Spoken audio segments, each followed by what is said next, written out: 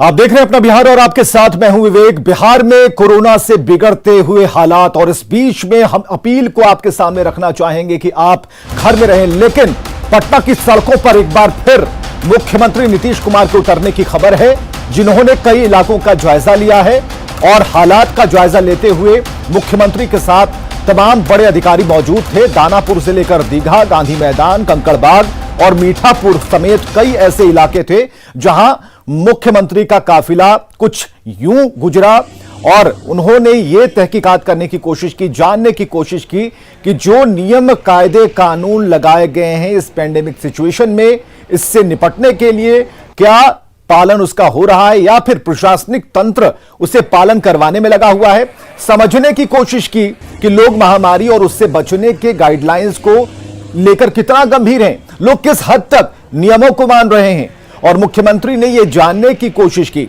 हमारे सहयोगी संजय कुमार ने जायजा लिया है।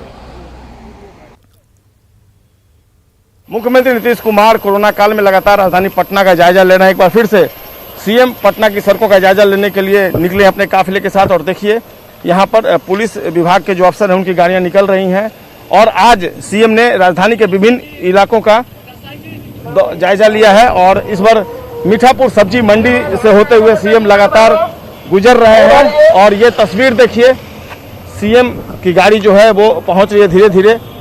सीएम जानना चाह रहे हैं कि आखिरकार राजधानी पटना में क्या स्थिति है, किस कदर लोग सोशल डिस्टेंसिंग का पालन कर रहे हैं, क्या जो मास्क पहनने के लिए लोगों को कहा गया है, क्या सीएम उसको क्या लोग जो है उसको फॉलो कर रहे हैं। इस वक्त आप तस्वीरों में देखिए गाड़ियां जो है वो लगातार चल रही हैं और अभी जो जानकारी मिली है सीएम ने दानापुर, दीघा और इसके अलावा जो कंकड़बाग ऑटो स्टैंड है वहां का जायजा लिया है और सीएम नीतीश कुमार आप देख सकते हैं तस्वीरों में सबसे आगे सीएम बैठे हुए और लगातार जायजा ले रहे हैं राजधानी पटना के विभिन्न इलाकों का। और वाकई में अब हालात का धीरे धीरे जायजा लेने के बाद सीएम फैसला लेंगे कि जो मौजूदा जो इंस्ट्रक्शंस जारी किए गए हैं तो क्या वो काफ़ी है या फिर कोई अलग से सरकार फैसला लेगी, इसका पता चल पाएगा। पिछली बार भी जब सीएम ने दौरा किया था उसके बाद जब क्राइसिस मैनेजमेंट ग्रुप की बैठक हुई तो 4 बजे ही दुकानों को बंद करने का फैसला लिया गया था और शाम में 6 बजे ही कर्फ्यू लागू कर दिया गया था। और आज देखना होगा सीएम ने एक बार फिर से जायजा लिया राजधानी पटना का, तो क्या कुछ अब राज्य सरकार फैसला लेती है, इसका सबको इंतजार है। कैमरा पर्सन सुबोध के साथ संजय कुमार, न्यूज़ 18 पटना। तो बिहार में कोरोना संक्रमण की रफ्तार को देखते हुए डॉक्टरों के सबसे पहले संघ जो है आईएमए, उन्होंने सरकार से 15 दिनों के लिए लॉकडाउन लगवाने की मांग की। आईएमए के कार्यकारी अध्यक्ष हैं डॉक्टर अजय कुमार। उन्होंने कहा कि कोरोना की रफ्तार को रोकने के लिए सभी डॉक्टर और स्वास्थ्यकर्मी गोलबंद होकर लॉकडाउन लगाने की सरकार से अपील करेंगे, क्योंकि हालात हाथ से निकलते जा रहे हैं और ऐसे में लॉकडाउन से ही संक्रमण के चेन को तोड़ा जा सकता है। के अंदर में एक छोटे पीरियड के लिए लॉकडाउन की आवश्यकता दिखाई दे रही है, जिसकी आईएमए ने मांग की है। हमारे राष्ट्रीय अध्यक्ष डॉक्टर सहजानंद प्रसाद सिंह ने इसकी कुछ दिन पहले ही मांग की थी और हम बिहार का भी आईएमए इसका सपोर्ट करता है और मैं समझता हूं कि सरकार को इस पर विचार करना चाहिए। तो आईएमए ने एक बड़ी मांग की है 15 दिन के लॉकडाउन की, और बिहार में लॉकडाउन लगाने की मांग इस बार इंडियन मेडिकल एसोसिएशन की तरफ से की गई, जो 15 दिन के लिए हो सकता है और सरकार को गंभीरता से इस पर विचार करना चाहिए, यह कहना है डॉक्टरों का।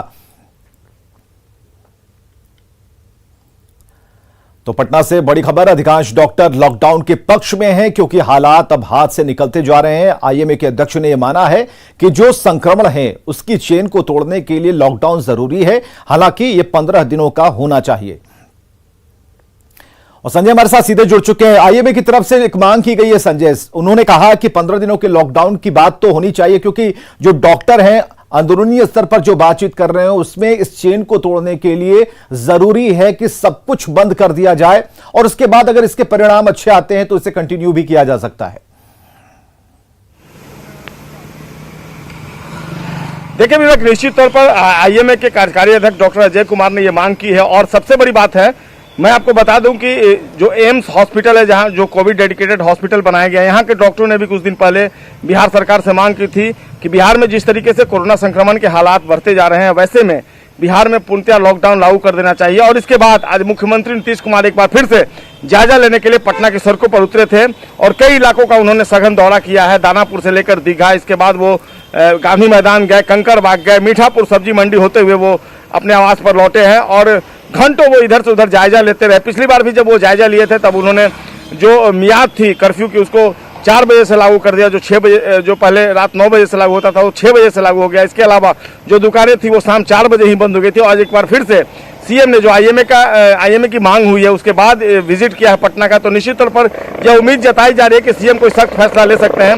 फिलहाल ये देखिए पटना की तस्वीर है, मौसम बदला है और सीएम आवास के पास की तस्वीर है और अभी से थोड़ी देर पहले सीएम जो है वापस अपने आवास पर लौटे हैं और इस बात की संभावना जताई जा रही है कि एक बार फिर से सीएम ने विजिट किया पटना का, विभिन्न इलाकों का उन्होंने निरीक्षण किया है अपने अधिकारियों के साथ, तो हो सकता है कि कोई एक फैसला वो फिर से ले सकते हैं। जी लेकिन संजय, एक बात है कि जिस तरह से जो तस्वीरें बता रहे हैं कि मौसम का मिजाज बदला है, थोड़ी ठंडक, यहाँ राहत लोगों को मिलेगी, क्या ये वास्तविकता में राहत होगी? क्योंकि डॉक्टर ये कह रहे हैं कि इससे जो संक्रमण है, जो सर्दी खांसी और फ्लू की चपेट में आने वाले जो लोग हैं, इसकी आशंकाएं ज्यादा बढ़ जाएंगी। तो ऐसे में डॉक्टर्स बिल्कुल सोच समझकर ही किसी फैसले पर कुछ बात कह रहे हैं और सरकार को जगाने की कोशिश कर रहे हैं।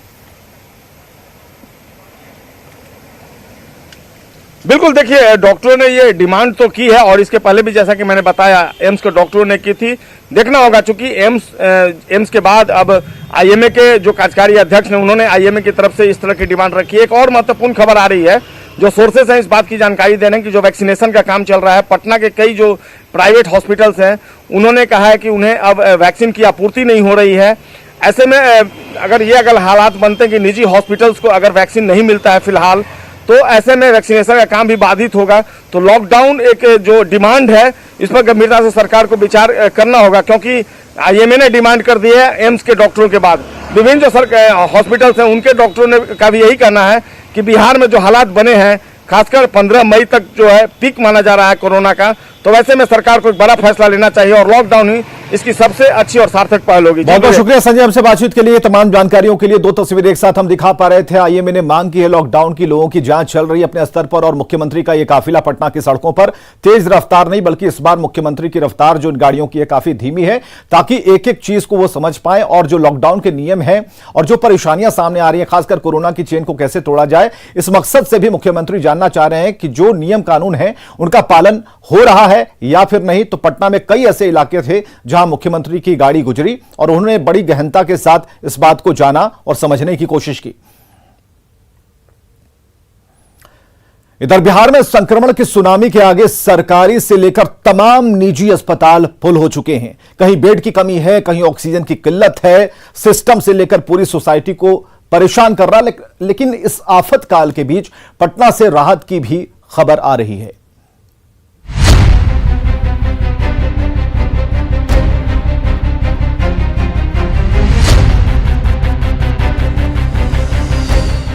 महामारी से जारी जंग के बीच पटना में 250 बेड का 2 नया अस्पताल और 100 बेड के एक आइसोलेशन सेंटर की शुरुआत की गई है।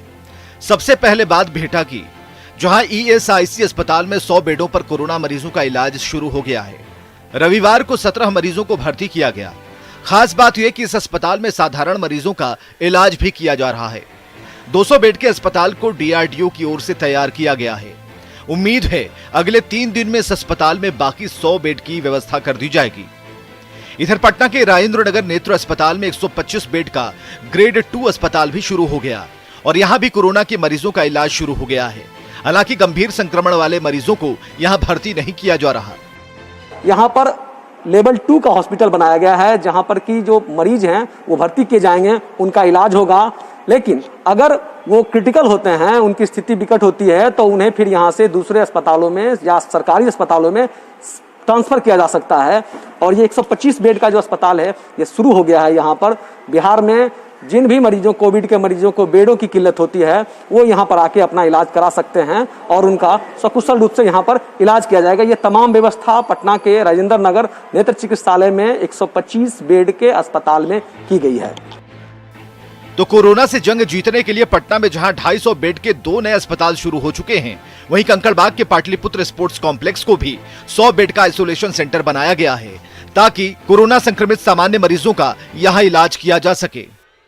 और ये देखिए यहाँ पे जो है वो कोविड जो है आइसोलेशन सेंटर जो है वो बनाया गया है। पूरी तरह से ये आइसोलेशन सेंटर जो है वो तैयार हो चुका है और यहाँ पे देख सकते हैं कि तमाम तरह की तैयारियां जो है वो पूरी हो चुकी है।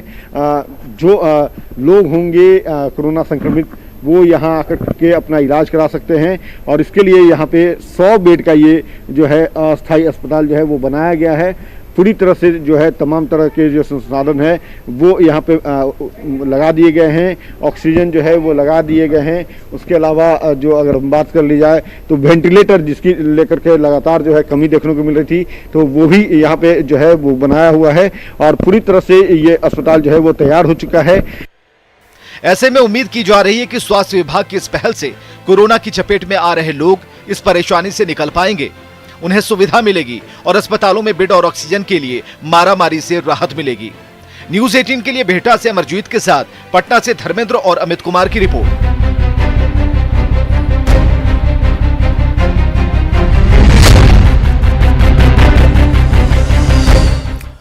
स्वास्थ्य विभाग के प्रधान सचिव प्रत्यय अमृत ने पटना के पाटलिपुत्रा इंडोर स्टेडियम में तैयार हो रहे 100 बेड के आइसोलेशन सेंटर का दौरा किया और अधिकारियों को काम में और भी तेजी लाने के निर्देश दिए। दौरे में प्रधान सचिव के साथ भवन निर्माण विभाग के सचिव भी शामिल थे। प्रधान सचिव ने कहा कि आज ही सभी बेड ऑक्सीजन सिलेंडर लगा दिए जाएंगे। लोगों से जो समय मांगा है हम लोग जैसे आज शुरू इसको कर रहे हैं, अब हम लोग का अगला लक्ष्य है जयप्रभा मैदान तक, उसको भी हम लोग कोशिश करेंगे यथाशीघ्र चालू करने। ये कितने बेड का शुरू होगा? 110। तो कोरोना के बढ़ते संक्रमण ने कई परिवारों को अपनी चपेट में लिया। राजधानी पटना में भी कोरोना का आंकड़ा लगातार रिकॉर्ड छूता नजर आ रहा है। कई परिवार ऐसे हैं जहां सभी सदस्यों के कोरोना से पीड़ित होने के कारण घर में कोई खाना बनाने वाला नहीं है और ऐसे में कई मददगार ऐसे हैं जो सामने आए हैं। पटना में एक ऐसा ही रेस्टोरेंट है जो लोगों को लगातार निःशुल्क भोजन मुहैया करा रहा है। जायजा लिया है संजय कुमार ने। बिहार में कोरोना का संक्रमण लगातार जिस तेजी से फैला है, वैसे में कई परिवार कोरोना से प्रभावित हो गए हैं। ऐसे में कई लोग मदद के लिए आगे आए हैं और ऐसे परिवारों के लिए फ्री ऑफ कॉस्ट भोजन की व्यवस्था की गई है। जाहिर सी बात है, विपदा की इस घड़ी में एक दूसरे के सहयोग से ही इस आपदा पर विजय पाया जा सकता है। आप देख सकते हैं तस्वीरों में, ये जो खाने का पैकेट है वो तैयार किया जा रहा है और ये सिलसिला पिछले कई दिनों से चल रहा है। कई युवक हैं जो एक रेस्टोरेंट से जुड़े हुए हैं और ये लोग पिछले साल भी कोरोना के समय जो पीड़ित परिवार थे उनके लिए आगे आए थे। और आप देख सकते हैं ये जो फूड पैकेट तैयार किया गया, इसमें चावल है, दाल है, सब्जी है, प्याज, मिर्च, नींबू, भुजिया, तमाम जो चीजें हैं जो कोरोना पीड़ित परिवार के लिए तैयार किया गया है। ये हर पिछले कुछ दिनों से लगातार जारी है ये सेवा। और सबसे बड़ी बात है कि है तो ये रेस्टोरेंट, लेकिन फ्री ऑफ कॉस्ट लोगों को मुहैया कराया जा रहा है। काबिले तारीफ ये पहल है। और क्या मकसद है इसके पीछे, इस सेवा के पीछे हम लोगों से बात कर लेते हैं जो जुड़े हुए हैं। सबसे पहले बताइए, आप लोग किस संस्था से जुड़े हुए हैं? क्या ये रेस्टोरेंट पहुंचता है? नहीं, हम लोग कोई संस्था से नहीं है, ये VFC रेस्टोरेंट है और ये हम लोग अपना सोशल रिस्पॉन्सिबिलिटी है कि जो आसपास के जो लोग हैं तो उन लोगों को हम लोग खाना मुहैया करा रहे हैं। तो किस बेसिस पर आपने उनका सिलेक्शन किया? सोशल मीडिया पे हम लोगों ने नंबर डाला था कि जिन लोगों को खाने का प्रॉब्लम है या जो भी घर में कोविड है, क्वारंटीन है या जो बाहर से आए हुए हॉस्पिटल में भर्ती है, खाने का दिक्कत है, तो वो लोग इस नंबर से संपर्क कर सकते हैं। तो हम लोगों ने शुरू किया था तो हम लोग रॉ मटेरियल दे रहे थे। जब तक कोरोना जितने दिन था, 3 महीने तक जो महामारी था, 3 महीने तक कंटिन्यू हम लोग का खाना जा रहा था। क्या नाम हुआ आपका? मेरा नाम विशाल कुमार सिंह है। विशाल कुमार सिंह और उनके जो साथी हैं, ये लोग मिलकर इस पहल को अंजाम देना। और निश्चित तौर पर ये वह ऐसा वक्त है जब लोगों को वाकई में मदद की जरूरत है, जब पूरा परिवार कोरोना से इफेक्टेड है, घर में कोई खाना बनाने तक वाला नहीं है। तो ऐसे में ये लोग अगर आगे आए हैं, सामने आए हैं, तो निश्चित तौर पर इनकी प्रशंसा की जानी चाहिए और यही मदद का जज्बा भी होनी चाहिए। पटना में कई ऐसे लोग हैं जो इस तरीके से कोरोना पीड़ितों की मदद कर रहे हैं और ये लोग भी इसी तरीके से आगे आए हैं। निश्चित तौर पर न्यूज 18 ऐसे लोगों को धन्यवाद देता है और उम्मीद करता है कि पटना के बाकी जो लोग हैं, अगर वो सक्षम हैं तो पीड़ित परिवारों के लिए इसी तरीके से आगे आए। कैमरा पर्सन दीपक के साथ संजय कुमार, न्यूज 18 पटना। कोविड से जंग में मुजफ्फरपुर के प्रभारी मंत्री मुकेश सहनी ने कहा कि शहर में पिछले साल DRDO की ओर से जो कोविड केयर हॉस्पिटल बनाया गया था उसे एक बार फिर जल्द से जल्द शुरू किया जाए ताकि मुजफ्फरपुर और आसपास के क्षेत्रों के कोरोना मरीजों को समय पर बेहतर इलाज मिल सके। मुकेश सहनी ने कहा कि वे इस दिशा में जल्द ही खुद गृह मंत्री से मिलकर अपनी मांग रखने वाले हैं।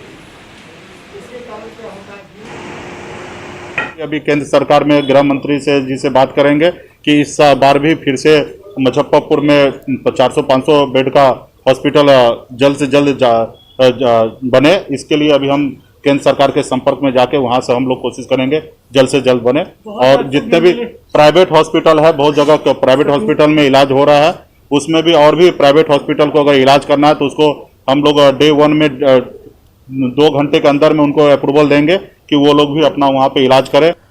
और बिहार के डिप्टी सीएम तारकिशोर प्रसाद 2 दिनों के कटिहार दौरे पर हैं। डिप्टी सीएम ने अपने गृह जिले में कोरोना से निपटने को लेकर तैयारियों की समीक्षा की है। उन्होंने कहा है कि इस महामारी से हम सभी को मिलकर इसे हराना है।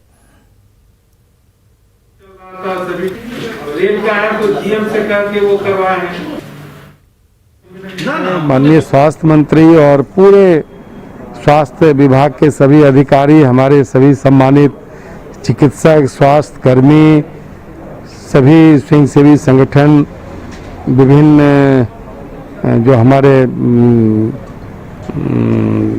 दल हैं जो सकारात्मक सोच रखते हैं, वो सभी लोग कोरोना के संक्रमण से आम आदमी के बचाव के लिए काम कर रहे हैं। और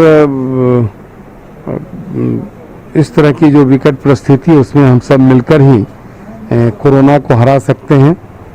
और यह वक्त है कि जहां हम सब मिलकर कोरोना को हराएं। और बिहार सरकार हर वो साधन उपलब्ध कराने का प्रयास कर रहा है जिससे लोगों के जीवन की रक्षा होगी। और बड़ी खबर आ रही है राजधानी पटना से, जहां के दाऊद बिगहा में ईओयू की छापेमारी की बात सामने आ रही है। ऑक्सीजन सिलेंडर की कालाबाजारी चल रही थी और यह खबर लगी ईओयू को और इसके बाद छापेमारी हुई। पूजा सामग्री की दुकान पर छापेमारी की गई है। ऑक्सीजन के कई सिलेंडर बरामद किए गए हैं और दुकानदार को इस टीम ने गिरफ्तार किया है। पूछताछ जारी है। दुकान से ऑक्सीजन के कई सिलेंडर बरामद किए गए हैं। लगातार इस खबर पर न्यूज 18 ने प्रकाश डाला। इस खबर को प्रमुखता से उठाया भी था कि कालाबाजारी चल रही है भीतर खाने। और आज जो ये खबर है उसका परिणाम है कि ईओयू की छापेमारी हुई और ईओयू की टीम ने जब इस सूचना पर कार्रवाई की तो पता चला कि कालाबाजारी हो रही थी। पूजा सामग्री की एक दुकान थी, उसके दुकानदार को गिरफ्तार किया गया है। पूछताछ जारी है। बिहार ब्यूरो चीफ दिवाकर हमारे साथ जुड़े हुए हैं। दिवाकर, जो खबर हम लगातार दिखाते रहे, बोलते रहे, प्रशासन को जगाते रहे, क्या इसका सीधा परिणाम है ये कि छापेमारी हुई? जी बिल्कुल विवेक, आप देखिए कि कल ही हमने वेंटिलेटर और जो हॉस्पिटल्स में तमाम किल्लत है उस पर हमने प्रकाश डाला था और मजबूती से हमने अपनी जिम्मेदारी का निर्वाह करते हुए उन खबरों को दिखाया था। हम लगातार दिखा रहे हैं कि ऑक्सीजन की कालाबाजारी हो रही है। हमने स्टिंग भी दिखाए थे। एम्बुलेंसेज की कीमत किस तरीके से बढ़ती जा रही है इस बात की भी हम जानकारी दे रहे हैं। तो लगातार न्यूज 18 की खबरें, जो खबरों के जरिए न्यूज 18 ने अपने जिम्मेदारी और भूमिका का निर्वाह किया है और लगातार इन कालाबाजारियों के पीछे की हकीकत को सामने लाया है। यही वजह है कि आज पूरा महकमा, अगर देखें पूरी सरकार जो है आज बाहर आ गई है, सड़कों पर आ गई है और तमाम जो आला अधिकारी हैं, कल जिस तरीके से हमने ये सरकार की नींद खोलने की कोशिश की थी और न्यूज 18 के जरिए हम लगातार ये कह रहे थे कि जो बड़ा महकमा है, जो अधिकारियों का बड़ा दल है वो कहाँ सोया हुआ है, जो सरकार में जिम्मेदार लोग हैं वो कहाँ सोए हुए हैं। तो लगता है कि आज सरकार के बड़े अधिकारियों की नींद टूटी है और वो सड़कों पर आ गए हैं। और आपने देखा कि अपराध इकाई है, आर्थिक अपराध इकाई है, उसकी एक टीम ने पटना के दाऊद बिगहा इलाके से पूजा सामग्री के दुकान पर छापेमारी की और जब छापेमारी की तो हैरत करने वाली खबरें सामने आई। वहां सिलेंडर की कालाबाजारी हो रही थी। तो आप सोच नहीं सकते हैं कि कहां कहां कालाबाजारी हो रही है और कालाबाजारी के कई केंद्र जो है विकसित हो गए हैं। एक तरफ महामारी है और लोग तड़प रहे हैं, बिलख रहे हैं संसाधनों के लिए, तो दूसरी तरफ दवाइयों की किल्लत हो रही है और उसके पीछे की हकीकत यह है कि कालाबाजारी अपने चरम। बिल्कुल दिवाकर, खबर पर असर ही सही, लेकिन मॉनिटरिंग होनी चाहिए। जिस मॉनिटरिंग की बात हम कर रहे हैं, जिसमें आईएएस अधिकारियों तक को लगा दिया गया है, उस सिस्टम से हमारा बस एक ही कहना है, अपील यही है कि आप ऐसे कालाबाजारियों को जल्द से जल्द पकड़े, ताकि जो एक खबर लगातार चल रही है कि ऑक्सीजन की कमी हो गई, कहीं कोई कमी नहीं लगती। लेकिन इतना जरूर है कि इन कालाबाजारियों की वजह से ऑक्सीजन के जो सिलेंडर हैं वो राजधानी से गायब होते जा रहे हैं, पूरे बिहार से गायब होते जा रहे हैं। दिवाकर, जी बिल्कुल विवेक, देखिए हम ये मानते हैं कि ये वैश्विक महामारी है और महामारी में जो संसाधन है वो विकसित देशों के सामने भी उसकी किल्लत रही, लेकिन जब हमारे देश में जो क्षमता है उस क्षमता के अनुरूप भी हम अपने प्रदर्शन को कहीं भी सामने नहीं रख पा रहे हैं। उसकी वजह है कि जो तमाम कालाबाजारी हो रही है, चाहे वो ऑक्सीजन सिलेंडर की हो या रेमडेसिविर जैसी जरूरी दवाइयों की हो, या कहीं सरकारों में वेंटिलेटर पड़े हैं, सरकारी हॉस्पिटलों में वेंटिलेटर पड़े हैं और सरकार जो है अपनी चीर निद्रा में पड़ी हुई है। तो इन तमाम चीजों पर हमने अपनी जिम्मेदारी का निर्वाह किया है और हम अपनी जिम्मेदारियों को आगे भी सामने रखते रहेंगे और लोगों को जरूरी सहूलियत मिलती रहे। हम कोशिश करेंगे जिस तरीके से लोगों के जो परिजन हैं वो अस्पतालों में ये बिल्कुल खुद की अवेयरनेस होनी चाहिए, जागरूकता होनी चाहिए। बहुत बहुत शुक्रिया दिवाकर हमसे बातचीत करने के लिए। तस्वीरें हम आपको दिखा रहे हैं कि कालाबाजारी, उस पर छापेमारी आर्थिक अपराध इकाई की, और ये छापेमारी एक बढ़िया खबर है, उन लोगों को डराने के लिए बेहद जरूरी था जो अभी भी इस कार्य में लिप्त हैं। और न्यूज 18 की खबर का असर, डांसर्स को नचाने के मामले में कार्रवाई हुई है। चौकीदार राजेंद्र पासवान सस्पेंड कर दिए गए हैं। कल रात घर पर डांसर से उन्होंने ठुमके लगवाए थे। कल रात उनके घर पर रिसेप्शन की पार्टी चल रही थी, जश्न का दौर था, और न्यूज 18 की खबर पर एसपी ने संज्ञान लिया। नाइट कर्फ्यू की भी उन्होंने धज्जियां उड़ाई। इस पर संज्ञान लेते हुए उन्हें सस्पेंड किया गया है।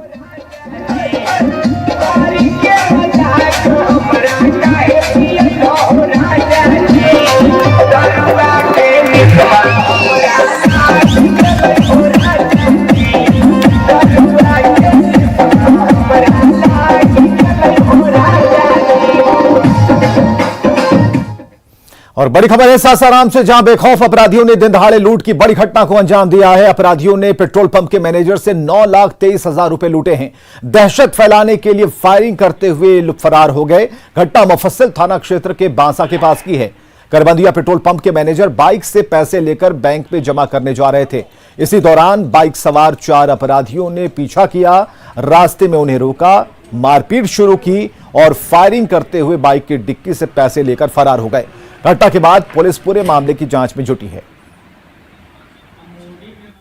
निकले थे पंप से, तालाब बाजार पार करके करीब 200-250 गज दूरी पहुंचे होंगे कि पीछे से एक गाड़ी वाला, जिस पर 2 सवार थे, अपाची गाड़ी थी, रोकने के लिए बोले, लेकिन हम रोके नहीं। उनको कुछ शंका हुआ, हम गाड़ी भगाने लगे। उसके बाद आगे से 3 गाड़ी लोग घेरे, गाड़ी मैंने चाट में कुदा दिया, लेकिन गाड़ी मेरा अनबैलेंस होकर बिगाड़ गया। हम चाबी उसी समय अपना गाड़ी का निकाल लिए, तो लोग आगे से फिर आके खड़ा करके बाइक पहले तो एक फायर मारे, मिस कर गया गोली, दूसरा किए वो भी गोली मिस कर गया, तीसरा किए वो भी गोली मिस कर गया। उसके बाद कुछ हिम्मत आया हमें कि अब इन लोग के पास गोली नहीं है, मैंने हाथ पकड़ ली। हाथ पकड़ने के बाद फिर पीछे से वो लोग हमको मारने लगे। हेलमेट पहने थे, हेलमेट में भी मार रहे थे लोग। कितने लोग थे वो लोग? 4 लोग। और खबरें लगातार जारी हैं, आप बने रहें हमारे साथ।